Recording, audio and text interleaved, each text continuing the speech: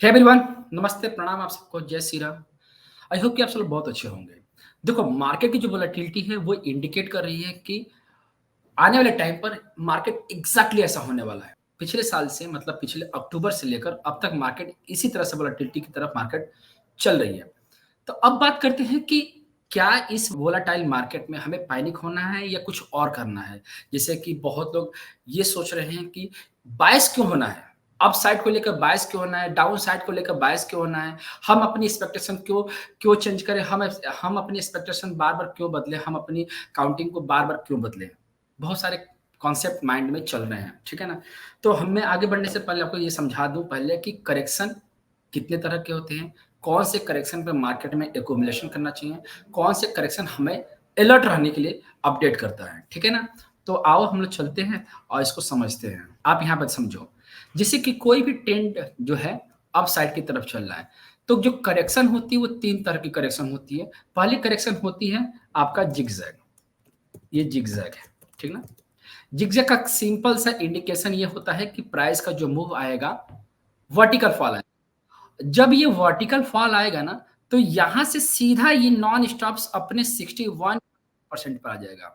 मतलब अगर जिगजैग का फॉर्मेशन हो रहा है, तो अपने सिंगल लेग का मतलब हो सकता है कि ये मान लीजिए कि ये चौथा वेव, ये आपका पांचवा वेव हो या थर्ड वेव हो या वेव फर्स्ट हो, कोई भी वेव हो, मतलब इंपल्स में कोई भी वेव हो, तो उसका जो फॉल आएगा, मतलब यहां से जो फॉल आएगा, अगर जिगजैग का फॉर्मेशन हो रहा है, तो अपने इंटायर मूव का 38.2%, सॉरी, अपने इंटायर मूव का 61% जो है, ये मिनिमम आता है। समझना आप, ये अपने पूरे सिंगल लेग का 61.8% सिंगल लेग में आता है। सिंगल लेग का मतलब होता है कि जैसे जिगजैग बनेगा तो 3 मूव के साथ आएगा, एबीसी के नेचर में आएगा। तो इसका जो ए बनता है जिगजैग का, वो 61.8% पे मिनिमम आकर रुकता है, और यही वो करेक्शन है जो मार्केट में पैनिक क्रिएट करता है। ये ध्यान रखना। मतलब अगर यहाँ से फॉल आया, यहाँ से फॉल आएगा, तो जो फॉल आएगा या तो ये सिंगल लेग में चला आएगा, नहीं तो 5 मूव करते हुए प्राइस जो है 61.8% में प्राइस जो है आ जाएगा। ठीक है? बिना कोई पैटर्न को फॉर्म किए। लेकिन अगर हाँ, ये जो जिगजैग करेक्शन होता है, ये प्राइस वाइज होता है। तो जब भी मार्केट में प्राइस वाइज करेक्शन चल रहा है, इसका मतलब सीधा सा इंडिकेशन है कि आपको अलर्ट रहना है। मतलब जो भी पोर्टफोलियो में चीजें हैं, जो भी आपको दिख रहा है कि ये नुकसान दे सकता है, इनकेस और ज्यादा ये पैनिक क्रिएट कर सकता है, तो आप उसको खाली कर सकते हो। मतलब ये जिगजैग का इंडिकेशन है। मतलब आपको मौका नहीं मिलेगा, ये ध्यान रखना। अब यही चीज मैं अगर बात करूं कि फ्लैट का क्या नेचर होता है, तो अगर ये प्राइस ऊपर गया और जो प्राइस का फॉल आएगा, तो प्राइस का फॉल यहां भी आएगा। तो अब यहां से जो फॉल आएगा, ये क्या करेगा, ये भी 61.8% आएगा। बट ये अपने पैटर्न को फॉर्म करते हुए आएगा। ये हो सकता है कि ये पूरा कंप्लीट करके एबीसी का पैटर्न कंप्लीट करके आ जाए 61%। ठीक है, 81.2%। तो अगर कोई भी करेक्शन अपने सिंगल लेग का कोई भी पैटर्न का फॉर्मेशन करते हुए आए, जैसे फ्लैट ही एक ऐसा है जो पैटर्न को फॉर्म करते हुए 61.8% तक आ जाता है। डबल करेक्शन भी सेम नेचर में आता है कि 61.8% और 81.2% जो है पैटर्न को फॉर्म करते हुए आ जाता है। थर्ड ट्रिपल करेक्शन भी सेम पैटर्न को फॉलो करता है। ठीक है, अब हम बात करते हैं, और हाँ, एक चीज ध्यान रखना, ये जो करेक्शन बनता है फ्लैट करेक्शन, ये टाइम वाइज करेक्शन है। तो टाइम वाइज करेक्शन का मतलब है कि ट्रेंड जो है कंटिन्यूअस है। मतलब जो ये ट्रेंड चल रहा है, वो ट्रेंड आपका जो है कंटिन्यू रहेगा। मतलब इस तरह का जो फॉल बनेगा, उसमें पैनिक वाली सिचुएशन नहीं होती। मतलब ये आपको मौका देता है कि आप उस ट्रेंड के साथ चले। मतलब वो एक्युमुलेशन का या डिस्ट्रीब्यूशन का क्या दे रहा है, अपॉर्चुनिटी दे रहा है। ठीक है, फ्लैट करेक्शन। तो अगर मैं बात करूं कि रिटेल ट्रेडर के लिए सबसे बढ़िया कौन सा करेक्शन होता है, तो रिटेल ट्रेडर के लिए सबसे बढ़िया करेक्शन जो होता है वो फ्लैट करेक्शन होता है। ठीक है ना, ये ध्यान रखना। ये मैंने बताया सिंगल लेग में 61.8%, और ये पैटर्न को फॉर्म करते 61.8%। अब मैं बात करूंगा किसका, अब मैं बात करूंगा ट्रायंगल का। तो एक चीज मैं बता दूं आपको कि ट्रायंगल का जो फॉल आता है, वो भी फॉल आएगा, वो भी एक टाइम वाइज करेक्शन होता है। बट ये कि केवल और केवल चौथे वेव में बनता है। और ये जिगजैग बनेगा कहां पर, जिगजैग आपका बनता है, जिगजैग बन सकता है वेव सेकंड पर, जिगजैग बन सकता है वेव फोर्थ पर, ये भी फ्लैट बन सकता है सेकंड पर, ये भी बन सकता है आपका फोर्थ वेव पर, लेकिन ये केवल और केवल फोर्थ बनेगा ट्रायंगल। अब ये भी टाइम वाइज करेक्शन है, ये भी पैनिक क्रिएट नहीं करता, ठीक है? और ये हार्डली 61% आएगा, मतलब ये भी आपका एबीसी का पैटर्न फॉर्म करते हुए 38.2% या 50% ही आता है। ये भी पैनिक क्रिएट नहीं करता, मतलब ये आपको सीधा इंडिकेशन दे रहा है कि अभी जो मूव पेंडिंग है वो बेफिफ्थ की पेंडिंग जो मूव है वो पेंडिंग है। तो रिटेल ट्रेडिंग में जैसे हम लोग आप लोग रिटेल ट्रेडिंग करते हैं, तो रिटेल ट्रेडिंग में दो करेक्शन जो है कंटिन्यूस करेक्शन होता है, फ्लैट करेक्शन और जिगजैग करेक्शन, और ये दोनों करेक्शन जो है टाइम वाइज करेक्शन होते हैं, ठीक है? तो आफ्टर कोविड, अगर मैं बात करूं कोविड से, आफ्टर कोविड इंडेक्स में अभी तक जिगजैग करेक्शन आया ही नहीं है, ठीक है ना? तो जिगजैग करेक्शन ये आया मतलब 2020 से लेकर अभी तक मार्केट 4.5 साल, मतलब 4 साल हो गया, 4 साल में जिगजैग का फॉर्मेशन नहीं हुआ है। तो her down trend double correction में, ट्रिपल करेक्शन में, फ्लैट करेक्शन में आ रहा है। इसका सीधा सा इंडिकेशन है कि अभी तक ट्रेंड जो है वो चेंज नहीं हुआ है। समझ में आ रही बात? तो चेंज होगा तो मार्केट आपको मौका नहीं देगी, ये ध्यान रखना। अब करंट मार्केट का जो सिचुएशन चल रहा है उसमें आप देखोगे तो केवल इंडेक्स का फॉल आ रहा है, और जिस तरह से फॉल आ रहा है उसी तरह से रिकवरी भी हुई है फ्राइडे के दिन, ठीक है? तो अगर ये जिगजैग करेक्शन रहता तो आपको रिकवरी का मौका इतने स्पीड में नहीं आएगा, क्योंकि जिगजैग के बाद जब ए का फॉर्मेशन हो जाता है तो जब बी बनेगा तो बी आपका यहां पर देखोगे तो जो ये बी बनेगा वो इस पूरे फॉल का 5 टाइम्स ले लेगा और 38.2% और 23% के बीच में ही रह जाएगा, ठीक है ना? लेकिन अगर ये फ्लैट करेक्शन बन रहा है तो इसकी पूरी पॉसिबिलिटी है कि प्राइस फिर से अपने हाई पे जा सकता है और 111% पे जा सकता है। सेम यहाँ पर भी अगर इस तरह से बनना है तो ये प्राइस सीधा उठकर बेफ्यूज की तरफ मूव कर सकती है, लेकिन इसकी गारंटी नहीं है, लेकिन इसकी पूरी गारंटी है कि इसमें इरेगुलर प्राइस बन सकता है, इसमें भी इरेगुलर प्राइस बन सकता है, लेकिन इसमें इरेगुलर प्राइस नहीं बनता। इरेगुलर का प्राइस का मतलब ये होता है कि प्राइस क्या चल रहा है, प्राइस अपने ट्रेंड में चल रही है, ठीक है ना? अब बात करते हैं निफ्टी और बैंक निफ्टी की। मैं मैं ये उम्मीद करता हूं कि आपको करेक्शन का मूल मंत्र समझ में आ गया, करेक्शन का मतलब क्या होता है, करेक्शन कैसे फॉर्म करते हैं और कब पैनिक हो जाता है, ठीक है? आइए हम लोग चलते हैं अब जरा निफ्टी बैंक निफ्टी की तरफ चलते हैं और उसको समझने की कोशिश करते हैं कि निफ्टी बैंक निफ्टी में क्या होता है। तो निफ्टी बैंक निफ्टी में कोई वेब नहीं बनाया मैंने, जानबूझ के नहीं बनाया मैंने, क्योंकि मैं समझा चुका हूं, बता चुका हूं।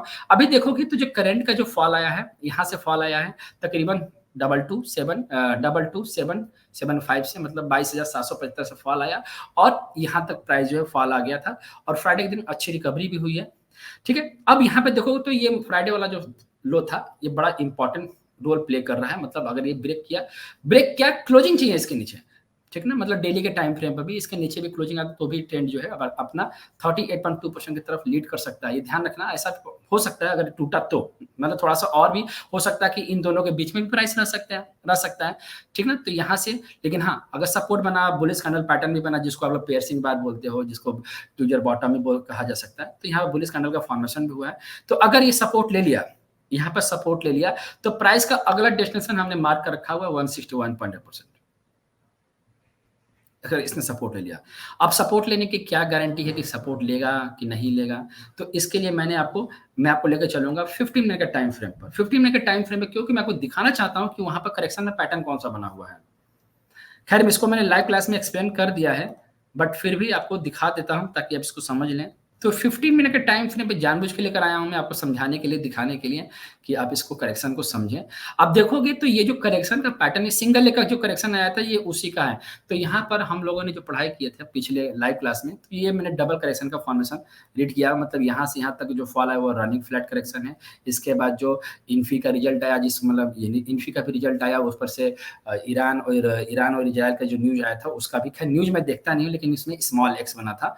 इसके बाद प्राइस का फॉल आया तो तकरीबन 61% मिनिमम टारगेट होता है जो अचीव हो चुका है, जो वाई का हम रीडिंग कर रहे थे, ठीक है ना? तो ये अचीव होने के बाद प्राइस का ने बहुत बढ़िया फ्राइडे के दिन बाउंस बैक किया है, और बाउंस बैक किया है वो इंपल्स के नेचर में किया है। तो इस तरह का जो भी फॉल स्पीड में, ध्यान रखना, जब भी प्राइस स्पीड में टूटे या स्पीड में रिकवर करे, इसका सीधा सा एग्जांपल है कि प्राइस में डबल करेक्शन का कंप्लीट हो चुका है, डबल करेक्शन जो या ट्रिपल करेक्शन कंप्लीट हो चुका है। इस तरह का रिकवरी कभी भी सिंगल करेक्शन में कंप्लीट नहीं होती।